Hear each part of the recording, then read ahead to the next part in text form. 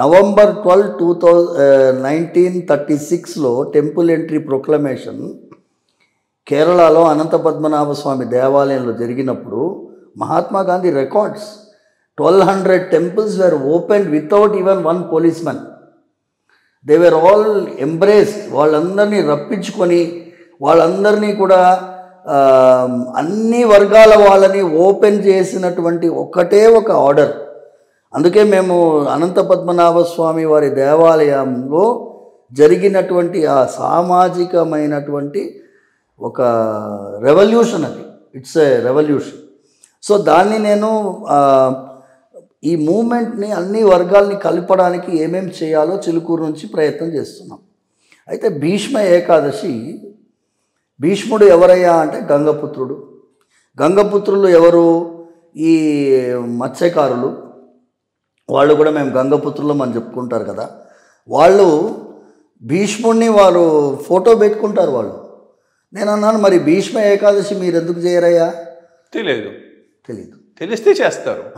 అయితే నేను చెప్పగానే భీష్మ ఏకాదశి గంగపుత్రులతో కలిసి ఈసారి నేను విష్ణు సహస్రనామం పారాయణం చేస్తాను అంటే ఇమీడియట్గా ఇది such a kind of reception sir. నేను వెళ్ళాను తిలక్ నగర్లో, నేను నా శిష్యులు పవన్ కుమార్ వీళ్ళందరితో కలిసి వెళ్ళాము. అన్నదానం జరిగింది. భీష్మ ఏకాదశి రోజు విష్ణు సహస్రనామ పారాయణం చేసాం. వాళ్ళందరూ పుస్తకం పెట్టుకొని వాళ్ళకి తెలిసినంత వరకు నేను అన్నాను, మీకు రాకపోయినా పర్లేదు, మేము చేస్తాము, శ్రీరామ రామ రామ అయితే చెప్పండి, విష్ణు సహస్రనామ పారాయణం చేసిన ఫలితం మీకు సమానం అవుతుంది. ఇలాంటి మూమెంట్ అండి. నేను ఒక ఎవరైతే కట్ చేశారో దాన్ని కుట్టుకుంటూ వెళ్ళే ప్రయత్నం ఒక అర్చకుడు చేయాలనేది మా తపన. అన్ని వర్గాల వాళ్ళు. ఇప్పుడు నేనేమంటున్నాను అంటే ఇది నెగటివ్గా వెళ్తుంది. కొంతమంది ఏం చేశారంటే సార్, ఇప్పుడు ఒక పోచమ్మ దేవాలయం ఉందనుకోండి, గండి మైసమ్మ దేవాలయం ఉంది, చాలా పాపులర్ అయిపోయింది అది. అక్కడ తీసుకుపోయి ఒక బ్రాహ్మణ అర్చకుడు శ్రీ యంత్రం ప్రతిష్ఠిస్తాడు. చాలా పొరపాటు అది. ఆ కల్చర్లో మనకి లేదు. శ్రీ యంత్రం ఎందుకు అక్కడ ప్రతిష్ఠించాలి?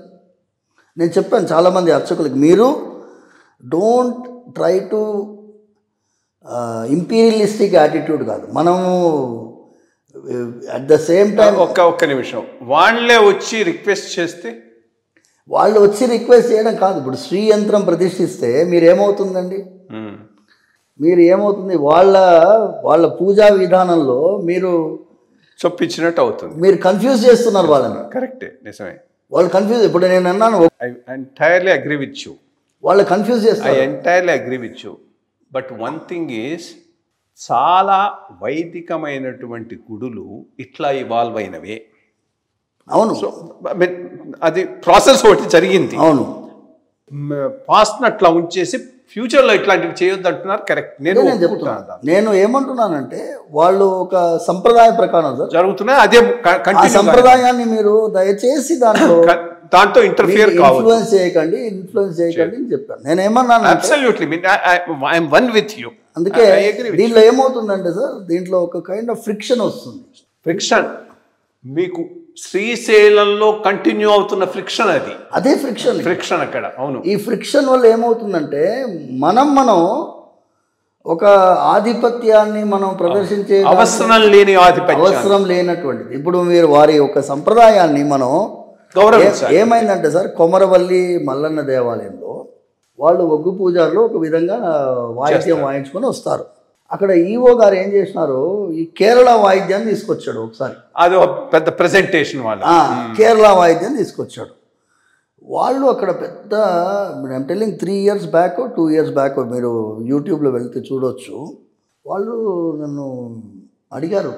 నేను అన్నాను, నాయన ఇది తప్పు, సంప్రదాయ వాయిద్యం ప్రకారం వాళ్ళు మల్లన్న జాతర చేసుకుంటున్నారు, మీరు అడిషనల్గా వాళ్ళ వాయిద్యంతో వాళ్ళు మల్లన్న జాతర చేసుకొనియండి, అక్కడ వెళ్ళి ప్రదర్శించండి. ఇప్పుడు మీరు కేరళలో మీరు చూస్తే సార్, త్రిశూర్ పూరం మీరు చూసుంటారు, వారు ఒకటే టైపు ఉంటుంది వాళ్ళది. వారు తరతరాలుగా అదే వాయిస్తూ ఉంటారు. వాళ్ళది అందులో తీసుకొని పోయి ఒగ్గు పూజారి వాయిస్తానంటే వాళ్ళు ఒప్పుకోరు. So why should you unnecessary confuse the system? అందుకోసం నేనేమంటున్నానంటే ఒక సంప్రదాయాన్ని రక్షించేటటువంటి బాధ్యత మనందరి పైన ఉంటుంది. అందుకోసం రెండవది, ఈ మాధ్యమంలో ఈ యొక్క గ్రామ దేవత వ్యవస్థలో ఎంత అద్భుతమైనటువంటి భక్తి వాతావరణం ఉంటుందండి సార్. ఇప్పుడు చూడండి, ఈ బోనాలు జరిగిన తర్వాత ఈ నవరాత్రుల్లో వీరు బతుకమ్మ ఆడతారు. ఈ బతుకమ్మ దాన్ని తీసుకుపోయి డీజే తీసుకొస్తారు. అది ఈ డీజే వల్ల ఏమవుతుందంటే సార్, నాశనం అయిపోతుంది. ఇప్పుడు ఆ కాలంలో ఒక మైక్ పట్టుకొని ఒక పెద్ద ఆవిడ పాడేది బతుకమ్మ పాట. ఇప్పుడు బతుకమ్మ పాటనే లేదు, సినిమా పాటలకి బతుకమ్మ ఆడుతున్నాం. ఎందుకు ఇది కన్ఫ్యూషన్?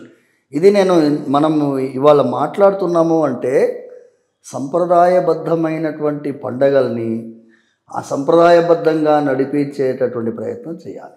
కరెక్ట్, అబ్సల్యూట్ చేయాలి. ఈ దేవాలయాలను, అర్చకులను బలోపేతం చేసి హిందూ ధర్మ పరిరక్షణ వ్యాప్తి. ఇప్పుడు అసలు సిస్టమే లేదు మనకు. దాంతో పక్కవాడికి ఆ స్పేస్ను వదిలేస్తున్నాం మనం. ఆ స్పేస్ను వాళ్ళు ఆక్యుపై చేసుకుంటున్నారు, సిస్టమేటిక్గా ఆక్యుపై చేసుకుంటున్నారు. ఫైనాన్షియల్గా బలమైనటువంటి ఫోర్సెస్ అవి ఏమైనా చెప్తారు. ఐ మీన్ ఆల్ సూపర్ స్టిషను అన్ని రకాల జరుగుతున్నాయి. దీనిని అరికట్టేటటువంటి వ్యవస్థను ఒకదాన్ని ఏర్పాటు చేసుకోవాలి. దీన్ని అట్లీస్ట్ ప్రజలకు చెప్పేటటువంటి వ్యవస్థ. ప్రజలకు చెప్పే వ్యవస్థ లేకపోతే నీ కులదైవాన్ని, నీ గ్రామ దేవతనే వదిలేసి నువ్వు వెళ్ళిపోతావు అంతే. ఈ జంతు బలుల విధానం పూర్తిగా రూపం ఆపేటట్టు మిగిలిన అన్ని ఆచారాలు సక్రమంగా జరిగి, ఏమైనా కొన్ని వైలెంట్ ఆచారాలు ఉంటే అవన్నీ తీసేయాలి. దానిని వ్యవస్థను బలోపేతం చేసుకుంటూ, దాన్ని లింక్ చేసుకుంటూ ఎండోమెంట్ డిపార్ట్మెంట్ను కూడా తగ్గించి ఇంత వ్యవస్థను మేపే విధానమే లేదు అసలు. వీళ్ళ శాలరీస్ కోసం ఇది రన్ అవుతుంది. ఒక ధార్మిక పరిషత్ అయినట్టు వేసి కన్సర్న్ పీపుల్తో, దాని ద్వారా మీన్ స్ట్రక్చర్తో అప్పుడు ఏమొస్తుంది, ఈ ఉన్న వాళ్ళని ఏం చేద్దాం అంటున్నారు, ఉన్న వాళ్ళను వాళ్ళ స్కిల్స్ ప్రొటెక్షన్ ఇచ్చి మిగిలిన డిపార్ట్మెంట్లో వాడుకోండి. ఎండోమెంట్స్లో అవసరం లేదు ఇంతమంది. దానిని ఎంత తక్కువ చేస్తే అంత మంచిది. మళ్ళా అది లోకల్ కమ్యూనిటీ రన్ సిస్టమ్ను తీసుకొని రాగలిగి, బట్ గవర్నమెంట్ రోల్ ఉండాలి. పూర్తిగా తీసేయాలని నేను అంటాను, కొంత ఉండాలి. నాన్నగారికి సార్ మీరు చెప్పినటువంటి నాన్నగారి యొక్క సింపుల్ క్వశ్చన్ ఏంటి అంటే, it should be regulatory body. Absolutely. Not a controlling body. It is today an appropriating body. Absolutely. సరిగ్గా చెప్పారు.